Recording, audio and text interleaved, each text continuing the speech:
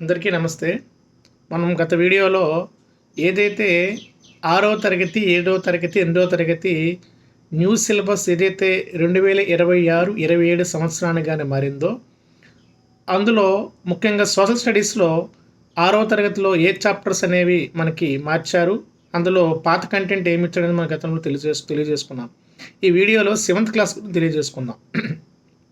7th class పరంగా తీసుకుంటే మనకి 10 చాప్టర్లు ఇచ్చాడు సోషల్ స్టడీస్‌లో.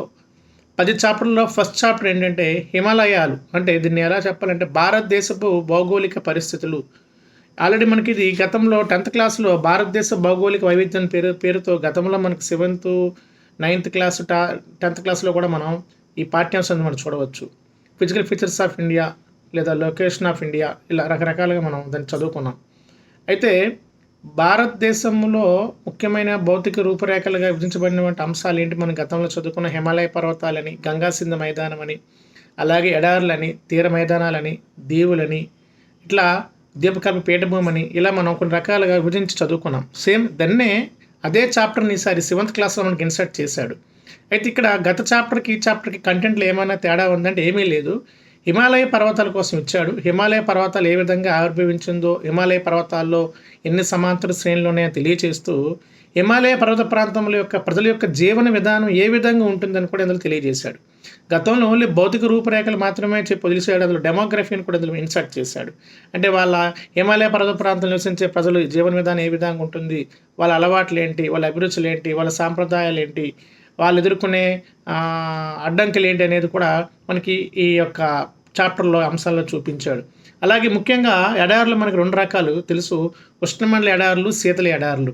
ఇప్పుడు కూడా ఖండానికి పశ్చిమ దిక్కులో ఉష్ణమండల ఎడారులు ఏర్పడతాయి. ఇప్పుడు కూడా ఖండాలకు తూర్పు దిక్కులో శీతల ఎడారులు ఏర్పడతాయి. అయితే భారతదేశంలో ఉష్ణమండల ఎడారి ఏది? మనందరికీ తెలుసు, థార్ ఎడారి అనేది ఉష్ణమండల ఎడారి. అయితే శీతల ఎడారి ఏది అంటే భారతదేశంకి వచ్చేసరికి లడక్. ఈ లడక్ అనే దాన్ని మనం భారతదేశపు శీతల ఎడారిగా చెప్పుకుంటాం. ఈ లడక్ కోసం ఒక సుమారు 2-3 పేరాలు స్పెషల్గా మనకి మంచి ఎడారిగా లడక్ గురించి విశ్లేషణ చేసి కొత్తగా మనకి ఇందులో ఇన్సర్ట్ చేశాడని చెప్పొచ్చు. అట్లాగే తీసుకుంటే ఇంకా ఇందులో మనం ఇంకేం చూడొచ్చు అంటే ద్వీపకల్పాల గురించి చూడొచ్చు, దీవుల గురించి చూడవచ్చు. ఈ పాఠ్యాంశంలో తూర్పు తీర మైదానం, పశ్చిమ తీర మైదానం, తూర్పు కనుమలు, పశ్చిమ కనుమలు, దక్కన పీఠభూమి, అలాగే ఆరావళి పర్వతాల కోసం ఇందులో రీసెంట్గా మనకి ఆరావళి పర్వతాలు కోతకు గురవుతున్నాయి, ఆరావళి పర్వతాల్లో మైనింగ్ జరుగుతున్న అంశాన్ని మనం గతంలో కరెంట్ ఈవెంట్లో న్యూస్ పేపర్లో చూసే ఉంటాం కదా. సో ఆరావళి పర్వతాల యొక్క విశిష్టత కోసం కూడా కొత్తగా మనకి ఇందులో ఇన్సర్ట్ చేసి సుమారు ఒక 2-3 ఒకటో రెండు పేరా రూపంలో ఆరావళి పర్వతాల కోసం చూపించాడు ఈ పాఠ్యాంశంలో. సో ఇది మనం మొదటి పాఠంలో ఉన్న అతి ముఖ్యమైన అంశాలు. దాంతోపాటుగా ఇందులో కొత్తగా ఏం చేర్చండి ఎప్పుడు మనం చూడండి ఏంటంటే ఒక పారా వరకు బాక్స్ ఐటమ్ ఇచ్చేసి ఈశాన్య భారతదేశం కొండల ప్రత్యేకత వివరించాడు. గారో కొండలు, కాశీ కొండలు, జయంతియ కొండలు, మేఘో కొండలు, నాగా కొండలు, ఇలాంటి కొండలు ఏవైతే ఉన్నాయో ఈ ఈశాన్య భారతదేశపు కొండల ప్రాంతాలు వివరిస్తూ అక్కడ గ్రామం భారతదేశంలో స్వచ్ఛమైన గ్రామంగా మేఘాలయలో మావ్లీ నాగ్ అనే ఒక ప్రాంతం గురించి వివరించాడు. మావ్లీ నాగ్ అనే ఒక ప్రాంతము మేఘాలయలో భారతదేశంలోనే స్వచ్ఛమైన విలేజ్గా, పర్యావరణ పరంగా అన్ని రకాల పరంగా స్వచ్ఛమైన విలేజ్గా మావ్లీ నాగ్ అనే ఒక గ్రామం గురించి మేఘాలయలో ఉంది. దాని గురించి ఒక టేబుల్ ఐటమ్ ఇచ్చి విశ్లేషణ చేయడము జరిగింది. ఇది చాప్టర్ 1 7th క్లాస్ యొక్క అంశం. 7thలో 2వ చాప్టర్ ఏంటంటే వాతావరణము, విపత్తులు. యాక్చువల్గా వాతావరణం అని పన్నాడు, విపత్తులు ఏంటో చెప్తాను మీకు. వాతావరణం అంటే మనకి అందరికీ తెలిసింది ఒక నిర్ణీత సమయంలోని మనకి గాలిలో ఉన్న ఆర్ద్రత కానీ, అవపాతం కానీ, పీడనాన్ని కానీ ఇవన్నీ కొలిచేదాన్ని మన వాతావరణ అంశాలుగా మనం చెప్తాం. అయితే వాతావరణంలో మనకి ఆర్ద్రత రకాలు, అవపాతంలో రకాలు, పీడనంలో రకాలు ఈ గతంలో మనం చదివినవే. దాన్నే మరొకసారి ఎనలిటికల్గా పిక్టోరియల్ రూపంలో పిల్లవాడికి అర్థమయ్యే విధంగా గ్రాఫికల్ రూపంలో బాగా చూపించడం జరిగింది.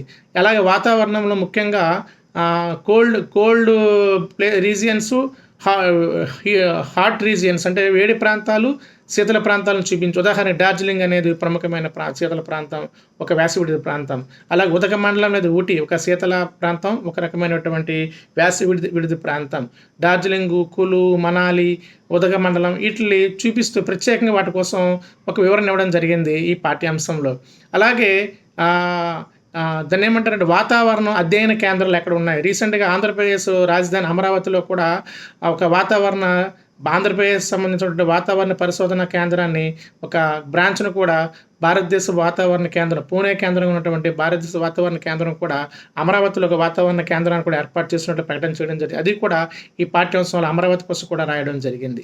అలాగే వాతావరణంలో ముఖ్య ఆర్ద్రతను కొలిచే పరికరం, అవపాతాన్ని కొలిచే పరికరం, పీడనాన్ని కొలిచే పరికరం, వర్షపాతాన్ని కొలిచే పరికరం, పవన వేగాన్ని కొలిచే పరికరం, ఇలాంటి పరికరాల కోసం కూడా కొద్దిగా పిల్లవాడికి అర్థమయ్యే విధంగా సైంటిఫిక్‌గా కూడా ఈ పాఠ్యాంశంలో మనకు చూపించాడు.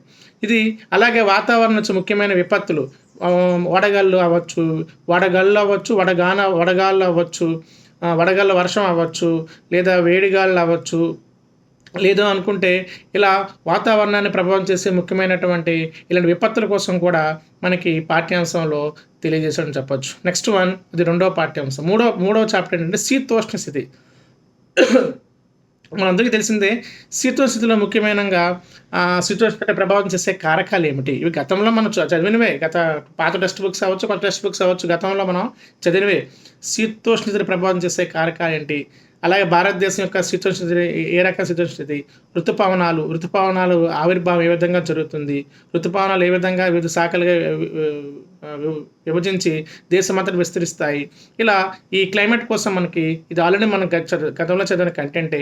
అయితే కాకపోతే ఇక్కడ ఏం చేస్తుంటే స్పెషల్గా మనకు తుఫాన్లు ఎలా వస్తాయి, వరదలు ఏ విధంగా వస్తాయి, ఈ విపత్తుల కోసం కొద్ది విశ్లేషణ చేసి ఇందులో కొన్ని రీసెంట్గా జరిగినటువంటి కొన్ని 2013లో ఉత్తరాఖండ్లో జరిగినటువంటి విపత్తు, ఈ వరదల వల్ల ప్రభావితం ఏ విధంగా అయింది, అలాగే మంచుకొండ చర్యలు ఏ విధంగా విరిగిపడతాయి, అలాగే అడవులు ఏ విధంగా నాశనం అవుతున్నాయి, ఇవన్నీ కూడా మనకి శీతోష్ణ స్థితిలోనే రీసెంట్గా జరిగినటువంటి ఈవెంట్స్ని ఈ క్లైమేట్ అండ్ లెసన్లు ఏదైతే 3వ చాప్టర్ ఉందో ఆ చాప్టర్లో మళ్ళీ ఇందులో ఇన్సర్ట్ చేయడం జరిగింది. అట్లాగే తీసుకుంటే ఇది ఈ 3 ఎంతవరకు మనం చెప్పుకున్నటువంటి భారతదేశ భౌగోళిక వైవిధ్యం అవ్వచ్చు, వాతావరణం అవ్వచ్చు, 3 శీతోష్ణత 3 కూడా జియోగ్రఫీలో పార్ట్స్గా మనం డివైడ్ చేసుకోవచ్చు, ఒక రకంగా దానికి ఒక పరిధి విధిస్తే. తర్వాత 4వ చాప్టరు హిస్టరీ, అంటే నూతన రాజ్యాలు, నగరాలు. గతంలో భారతదేశం ఒక చరిత్ర ఉంది. మొదటగా భారతదేశ చరిత్ర ఎక్కడి నుంచి స్టార్ట్ అవుతుంది?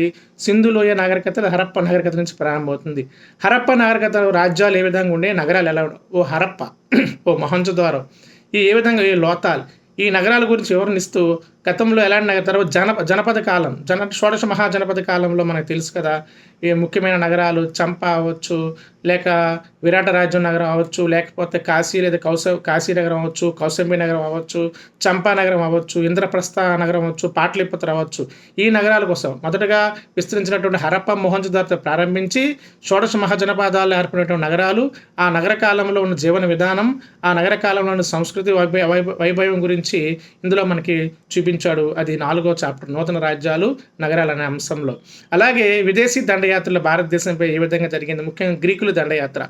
అట్లాగే ఆ విదేశీ దండయాత్రలు ఏ విధంగా జరిగిందో వాటికి కొన్ని ఆధారాలు, చారిత్రక ఆధారాలు అంటే పురావస్తు ఆధారాలు అంటామా, లిఖిత ఆధారాలు అంటామా, ఇలా ఆధారాల కోసం కొన్ని నాణ్యాలు చూపించడం, ఆ నాణ్యాలు ఎవరి కాలంలో ఉన్నాయో చూపించడానికి కూడా పిక్చర్ రూపంలో పిల్లవాడికి అర్థమయ్యే విధంగా ఇవి మనకి పాఠ్యాంశం ఇన్సర్ట్ చేశాడు. అందులో ముఖ్యంగా పోర్చుగీస్ కాలంలో కులం, క్యాస్ట్ అనే పదం కాస్టా, కులం, పోర్చుగీస్ క్యాస్ట్ అనే ఆంగ్ల పదము పోర్చుగీస్లో కాస్టా అనే పదం నుండి ఏ విధంగా వచ్చింది, అసలు కుల వ్యవస్థ ఏ విధంగా ఏర్పడింది, కులం అనే పదాన్ని పోర్చుగీస్ వాళ్ళు క్యాస్ట్ అనే రూపంలో ఎందుకు పెట్టారనే ఒక నూతన అంశాన్ని కూడా మనకి 4వ చాప్టర్లోనే చూపించాడు, విశ్లేషణాత్మకంగా ఇవ్వడం జరిగింది. నెక్స్ట్ వన్, 5వ చాప్టర్, రాజ్యము, సామ్రాజ్యము. రాజ్యం అనేది చిన్నదిగా ఉంటుంది, సామ్రాజ్యం యొక్క ఆధీనంలో రాజ్యం ఉంటుంది. అంటే కొన్ని రాజ్యాల కలయికే సామ్రాజ్యంగా మనం చెప్పొచ్చు. సో 5వ చాప్టర్ ఇది హిస్టరీ రూపంలో కనిపిస్తుంది. సామ్రాజ్యాలు, ఆవిర్భావాలు. ఇందులో ఒక పదం వాడాడు, అంటే జనపదాలు ఉన్నటువంటి 16 జనపదాల్లో అత్యంత శక్తివంతమైన జనపదం మనం మల్లా రాజ్యం అంటాము, వజ్జీ రాజ్యం అంటాము, అట్లాగే కురు రాజ్యం అంటాము, అలాగే మగధ రాజ్యం అంటాం. అన్నింటిలో కల్లా అందరినీ ఓడించి శక్తివంతమైన రాజ్యంగా మగధ రాజ్యం ఏర్పడింది మన అందరికీ తెలుసు. ఈ మగధ రాజ్యానికి రాజధాని మనకి పాటలీపుత్ర అని చెప్తాం కదా. ఈ పాటలీపుత్రకే మరో పేరు కుసుమపురం ఒకటి పిలిచారు, కుసుమపురము. అయితే ఆ రాజ్యాలు సామ్రాజ్యాలుగా మారిన తర్వాత మగధని కేంద్రంగా చేసుకుని మనకి తెలుసు హరియంక వంశము, శిశునాగ వంశము, నంద వంశము, మౌర్య వంశం భారతదేశాన్ని పరిపాలించాయి. ఇవి సామ్రాజ్యాలు. ఇవి అందులో ముఖ్యంగా హరియంక, శిశునాగ, నంద బదులు ఎక్కువగా ఈ లెసన్లో మనకి అశోకుడు గురించి వివరణ ఇచ్చాడు. అశోకుడు అంటే ఎవరు? చంద్రగుప్త మౌర్యుడి యొక్క మనవడు. చంద్రగుప్త మౌర్యుడు తర్వాత ఎవరు? మౌర్య సామ్రాజ్య స్థాపకుడు చంద్రగుప్త మౌర్యుడు. తన కుమారుడు బిందుసారుడు కుమారుడు అశోకుడు. అశోకుడు గురించి, అతని యొక్క ఆధారాల గురించి పిక్చర్ రూపంలో ఇచ్చాడు. అతని శాసనాలు ఏ విధంగా ఉన్నాయి, అతని కాలం నాణ్యాలు ఏ విధంగా అతని కాలంలో ఏ విధంగా జీవన విధానం, నాణ్యాలు ఏ విధంగా ముద్రించబడ్డాయి, రాజ్యం ఏ విధంగా పరిపాలించబడింది, అతని కాలంలో సహన విధానం అంటే పరమత సహనాన్ని ఏ విధంగా చూపించాడు, అట్లాగే అతను అశోకుని దమ్మ అంటే అతను బౌద్ధ మతం తీసుకుని ఏ విధంగా మోరల్ వాల్యూస్ని ప్రచారం చేశాడు అనేది కూడా ముఖ్యంగా అశోకుడి యొక్క హైలైట్ చేస్తూ మనకి ఈ నూతన రాజ్యాల్లో మనకు చూపించడం జరిగింది. అలాగే ఇందులోనే నూతన సామ్రాజ్య ఆవిర్భావం చూపిస్తాడు 5వ చాప్టర్లో. ఇందులో పదం వాడాడు, దాని పేరే జిమ్నోసోఫిస్టులు. ఇది మన సాధారణ ఇంతవరకు 1 to 10th క్లాస్ ఎప్పుడో ఎక్కడ మనం చూడలేదు, ఎక్కడో పీజీ లెవెల్లో ఈ పదం వినే ఉంటాం. జిమ్నోసోఫిస్టులు అంటే ఏంటంటే గ్రీకులు భారతదేశంలో ఉన్నటువంటి తత్వవేత్తలను సోఫిస్టులు అనే పదంతో పిలిచారు. జిమ్నోసోఫిస్టులు. ఈ జిమ్నోసోఫిస్టులు నగ్నంగా ఉంటూ వాళ్ళు ఎప్పుడూ కూడా జ్ఞానం కోసం, తత్వం కోసం వాళ్ళు ఎప్పుడు కూడా ఋషులుగా మారారని, ఆ ఋషుల కోసం అధ్యయనం చేయడాన్ని మనం జిమ్నోసోఫిస్టులు అంటారు, భారతీయ ఋషుల గురించి. ఈ జిమ్నోసోఫిస్టులు గ్రీకులు ఏ విధంగా అధ్యయనం చేశారు, వాళ్ళు గొప్పతనాన్ని ఏ విధంగా ప్రపంచానికి చాటి చెప్పారని కూడా మనకి ఇందులోని ఈ చాప్టర్లోనే కనిపిస్తుంది. ఆ చాప్టర్ సామ్రాజ్యం ఆవిర్భావం చాప్టర్, ఇది 5వ చాప్టర్. నెక్స్ట్ వన్ మరొకటి 6వ చాప్టర్ పునర్వికాస యుగం. దీన్ని రీఆర్గనైజేషన్ అంటారు, రీఆర్గనైజేషన్. పునర్వికాస యుగం అంటే ఈ చాప్టర్ కొత్త కనిపించవచ్చు, ఇది ఏమీ కాదు. మౌర్య సామ్రాజ్య అనంతరం మగధను పాలించిన వంశాలు కొన్ని ఉన్నాయి. అవేంటి మళ్ళీ చెప్తున్నా. హరియంక వంశము మొదటిది, శిశునాగ వంశం రెండవది, నందవంశం మూడవది, అలాగే మౌర్య వంశం 4వది. మౌర్య వంశం తర్వాత వచ్చిన సామ్రాజ్య కాలాన్ని పునర్వికాస యుగం అంటాం. అంటే శుంగ, కాన్వ, తర్వాత శాతవాహనులు, తర్వాత దక్షిణ భారతదేశంలో చోళ, చేర, పాండ్య వంశస్థులు, చేది వంశస్థులు, ఇవన్నీ కూడా మనకి పునర్వికాస యుగం చెందినటువంటి పాలనా కాలంగా చెప్తాం. అందులో ముఖ్యంగా శాతవాహనుల కాలం గురించి వివరణ ఇచ్చాడు ఈ పాఠ్యాంశంలో. తర్వాత చోళ వంశం, చెర వంశం, పాండ్య వంశం, చేది వంశం. చేది అంటే కళింగ, కారవేలుడి కాలం గురించి కారవేలుడి యొక్క పరిపాలన గురించి ఇవ్వడం జరిగింది. పాండ్యుల కాలం, ముఖ్యంగా ఇక్కడ కన్నగి అని అంటే మన సంగం వంశం తమిళనాడులో మదురై కేంద్రంగా పరిపాలించినటువంటి సంగం పరిషత్ యుగాన్ని సంగం యుగం అంటావు, సాహిత్య పరిషత్, పండిత పరిషత్ యుగాన్ని, ఆ కాలాన్ని. అక్కడ కన్నగి అనే ఒక పతివ్రత గురించి ఒక పేరా ఇస్తూ నేటి కాలంలో ఆమె గొప్పతనాన్ని వివరిస్తూ ఒక స్టోరీ కూడా ఇవ్వడం జరిగింది. సో ఇవన్నీ కూడా మనకి పునర్వికాస యుగంలో మౌర్యుల తర్వాత వచ్చిన పరిపాలకుల కోసం వివరణ విశ్లేషణాత్మక ఇవ్వడం జరిగింది. ఇది గతంలో మన పాత 7th క్లాస్లో కూడా ఇదే చాప్టర్స్ ఉన్నాయి. కాకపోతే ఇవన్నీ విశ్లేషణాత్మకంగా ఇస్తూ పిక్చర్ రూపంలో ఆ కాలంలో ఉన్నటువంటి ఆర్ట్స్ అండ్ ఆర్కిటెక్చర్ ఏదైతే ఉందో ఆ వాస్తు రూపం అవ్వచ్చు, లిఖిత రూపం అవ్వచ్చు, నాణ్యాలు అవ్వచ్చు, అవన్నీ కూడా పిక్చర్ రూపంలో పిల్లవాడికి అర్థమయ్యే విధంగా విశ్లేషణాత్మకంగా ఇవ్వడం జరిగింది ఇందులో. నెక్స్ట్ వన్ తర్వాత 7వ చాప్టర్ భూమి ఏ విధంగా పవిత్రంగా మారుతుంది. భూమి ఏ విధంగా పవిత్రంగా మారుతుంది అంటే ఈ పవిత్రంగా అనే పదాన్ని ఎందుకు వాడాడంటే భారతదేశంలో కొన్ని హిందూ పుణ్యక్షేత్రాలు ఉన్నాయి, తీర్థాలు అంట. తీర్థం అంటే ప్రాంతం. ఓ కౌశంబి, ఓ అయోధ్య, ఓ వారణాసి, ఓ మదురై, ఓ తిరుపతి, అలాగే జైనుల యొక్క శ్రావణ బెలగొడ, అలాగే బౌద్ధుల యొక్క గయా, అట్లాగే బౌద్ధ మతస్థులు చెందినటువంటి కుశీనగరము, సారనాథ్ నగరం. ఈ నగరాలన్నీ కూడా ఒక పవిత్రమైనటువంటి ప్రదేశాలు. ఇవి అనేక మంది భారతదేశంలో అనేక మంది మతాన్ని పాటించే వ్యక్తులు కనెక్ట్ చేసి ఒక ముఖ్యమైన పవిత్రమైన పుణ్యక్షేత్రాలుగా మనం ఏ విధంగా ఆరాధిస్తున్నాం, ఆ ప్రాంతాలతో మనిషికున్న అనుబంధం ఏ విధంగా ఉంది. చూడండి, సాధారణంగా ఒక ప్రదేశాన్ని మనం మలినం చేయొచ్చు. అక్కడ దేవుడిని పెట్టినట్లయితే, ఏ మత దేవుడిని పెట్టినప్పటికీ అక్కడ ఒక రాయిని పెట్టి యేసుక్రీస్తు ఇక్కడ ఉన్నాడని చెప్పు, లేకపోతే ఇక్కడ అల్లా ఉన్నాడని చెప్పు, ఏదో ఒకటి రాముడు ఉన్నాడని చెప్పు అనుకో, ఆ ప్రదేశాన్ని ఎవరు కూడా మలినం చేయరు. సో అది పవిత్రమైన ప్రదేశంగా మారే అవకాశం ఉంది. అలా భారతదేశం ఎన్నో పుణ్యక్షేత్రాలు అన్ని మతాల్లో మనం చూడవచ్చు. అలాగే మన అమృత్సర్లో సిక్కు మతస్థుల పవిత్ర పుణ్యక్షేత్రం చూడవచ్చు. వెలంగిని క్రైస్తవ మతస్థుల పవిత్ర పుణ్యక్షేత్రాన్ని మనం చూడవచ్చు. అలాగే వారణాసి, తిరుపతి, అయోధ్య, ఒకటంటాం హిందూ మత చాలా రకాల నగరాలు ఉన్నాయి. ఇవన్నీ కూడా ముఖ్యమైన పవిత్ర ప్రదేశాలుగా మనం చూడవచ్చు. అయితే భారతదేశంలో ముఖ్యంగా పవిత్రంగా పూజించే నదుల గురించి విశ్లేషణ ఇచ్చాడు. పవిత్రంగా పూజించే అరణ్యాలు, ముఖ్యంగా ఏవైతే అడవులు ఉన్నాయి కదా, అడవులను కూడా పవిత్రంగా మనం ఎలా పూజిస్తాం. పర్వతాలు, కొన్ని రకాల కొండలు, మనకి కైలాస శిఖరం ఉంది, అమర్నాథ్ దేవాలయం ఉంది, ఇవన్నీ హరిద్వార్ ఉంది. లేదు అనుకుంటే ఇంకా ఎన్నో రకాల చార్ధామ్ యాత్రలు చేస్తారు కదా మనకి, బద్రీనాథ్, కేదార్నాథ్, అవన్నీ కొండ ప్రాంతాలు ఉన్నవి. సో కొండలు ఏ విధంగా పవిత్రంగా మనం పూజిస్తున్నాం, నదులు ఏ విధంగా పవిత్రంగా, పుష్కరాలు చూపించాడు. కుంభమేళ, మహాకుంభమేళాలను ఒక ఎగ్జాంపుల్ ఇచ్చి అవి కూడా ఈ పాఠ్యాంశాలు కొత్తగా చేసి మనకు చూపించాడు. అంటే భూమి ఏ విధంగా పవిత్రంగా అవుతుందంటే అవి ముఖ్యమైన పుణ్యక్షేత్రాల ఆధారంగా పవిత్రంగా భావించవచ్చు, నదుల ఆధారంగా పవిత్రంగా భావించవచ్చు, పర్వతాల ఆధారంగా పవిత్రంగా భావించవచ్చు. అలాగే ఈ అరణ్యాలు, చెట్లు, రకరకాల చెట్లు, రావి చెట్టుని పూజిస్తాం, మర్రి చెట్టుని పూజిస్తాం, అట్లాగే వేప చెట్టుని పూజిస్తాం. ఇవి పవిత్రమైనటువంటి అంశాలుగా మనకు చూపిస్తూ పర్యావరణాన్ని ఏ విధంగా ప్రేమించాలనే అంశాన్ని మనకి అందులో చూపించడం జరిగింది. అలాగే నెక్స్ట్ 8వ చాప్టర్ పాలకుల నుండి ప్రజల వరకు. భారతదేశం యొక్క దండయాత్ర, విదేశీ దండయాత్ర మనందరికీ తెలుసు. ఎక్కడ పర్షియన్స్ నుంచి, అలాగే తర్వాత గ్రీకులు అవ్వచ్చు, అరబ్బులు అవ్వచ్చు, తర్వాత యూరోపియన్స్, పోర్చుగీస్ వారు, డచ్ వారు, ఫ్రెంచ్ వారు, బ్రిటిష్ వారు, ఇలా ఎంతోమంది భారతదేశంపై దండయాత్ర చేశారు. ఆ తర్వాత భారత రాజ్యాంగం స్వతంత్రం వచ్చిన తర్వాత ఒక రాజ్యాంగం రూపొందించుకున్నాం. సో భారతదేశం ఒక ప్రజాస్వామ్యంగా ఏర్పడింది. సో ఈ పాఠ్యాంశాలు ఏం చూపించిన, ప్రజాస్వామ్యం అంటే ఏమిటి, ప్రజాస్వామ్యం ప్రపంచంలో ఏ దేశం నుంచి తీసుకోబడింది, ప్రజాస్వామ్యంలో రకాలు ఏంటి, ప్రత్యక్ష ప్రజాస్వామ్యం, పరోక్ష ప్రజాస్వామ్యం, ప్రభుత్వం అంటే ఏంటి, ప్రభుత్వంలో ఉన్న 3 అంగాలు, శాసనశాఖ, కార్యనిర్వాహక శాఖ, న్యాయశాఖ అంశాలు ఏంటి, అలాగే ప్రభుత్వంలో ప్రతినిధుల యొక్క పాత్ర ఏంటి, ఎన్నికలు ఏ విధంగా జరుగుతాయి, ప్రభుత్వాలు ఏ విధంగా ఏర్పాటు చేస్తారు, అలాగే నియంతృత్వం అంటే ఏంటి, రాజరికం అంటే ఏంటి, ప్రజాస్వామ్యం అంటే ఏంటి, ఇలాంటి అన్ని అంశాలను కూడా మనం గతంలో మనం ఏదో క్లాసులో విన్నవే దాన్నే మళ్ళీ రొటేట్ చేశాడు. అయితే ఒక స్విట్జర్లాండ్ దేశాన్ని, ఒక ఆస్ట్రేలియా దేశాన్ని, ఒక ఇంగ్లాండ్ దేశాన్ని, అమెరికా దేశాన్ని, భారతదేశాన్ని ఒక ప్రభుత్వాన్ని పోల్చాడు. భారతదేశంలో ఏంటి, పార్లమెంటరీ ప్రభుత్వం, అమెరికాలో అధ్యక్ష తరహా ప్రభుత్వం, ఫ్రాన్స్లో అధ్యక్ష తరహా ప్రభుత్వం, ఆస్ట్రేలియాలో మళ్ళీ పార్లమెంటరీ ప్రభుత్వం, ఇలా కొన్ని దేశాలు ఇచ్చి ఆ దేశాలను కంపేర్ చేసి ప్రభుత్వాల రకాలను కూడా చూపించడు. ఇది గతంలో ఎక్కడ మనం చదువుకుంది కాబట్టి కొత్త కంటెంట్లో అనిపించదు ఇది. నెక్స్ట్ లాస్ట్ మరో 2 చాప్టర్లు చూపించాడు. 9వ చాప్టర్ వస్తు మార్పిడి. గతంలో వస్తు మార్పిడి అనే పాఠ్యాంశం మన 9th క్లాస్లో ఎకనామిక్స్లో మనం నేర్చుకుని ఉంటాం. బార్టర్ సిస్టమ్ అంటాం. పురాతన కాలంలో జంతువులు కొమ్ములని, ధాన్యాలని, ఉప్పని, పొగాకని వీటిని ఉపయోగించి సాల్ట్ ఇలాంటివి ఉపయోగించి వస్తు మార్పిడి చేసుకుని ప్రజలు జీవనం సాగించేవారు. తర్వాత ఎప్పుడైతే నాణ్యాలు కనుగోబడిందో, బంగారు నాణ్యాలు, తర్వాత వెండి నాణ్యాలు, తర్వాత రాగి నాణ్యాలు, తర్వాత నాణ్యాలతో వస్తు మార్పిడి జరిగింది. తర్వాత అది పోయిన తర్వాత కాగితపు ద్రవ్యం పుట్టింది. ఆ కాగితపు ద్రవ్యం తర్వాత కరెన్సీగా మార్పు చేసుకోవడం జరిగింది. ఇలా ఏ విధంగా ఒకప్పుడు ఉన్నటువంటి వస్తు మార్పిడి నుంచి తర్వాత నాణ్యాల నుంచి కాగితాలు, ఇప్పుడు వచ్చేసరికి డెబిట్ కార్డ్, క్రెడిట్ కార్డ్స్ మనకి ఇప్పుడు జరుగుతుంది ట్రాన్సాక్షన్. అంటే డిజిటల్ వ్యవస్థ జరుగుతుంది. పురాతన కాలం నుంచి ఇప్పటి వరకు వస్తు మార్పిడి విధంగా ద్రవ్యం ఏ విధంగా ప్రభావితం చేస్తుంది, ద్రవ్యం ఏ విధంగా మార్పులు చెందిందనే పాఠ్యాంశాన్ని ఇక్కడ మనం చూపించు. గతంలో 9th క్లాస్ 10th క్లాస్ ఈ పాఠ్యాంశం ఇచ్చేవాడు.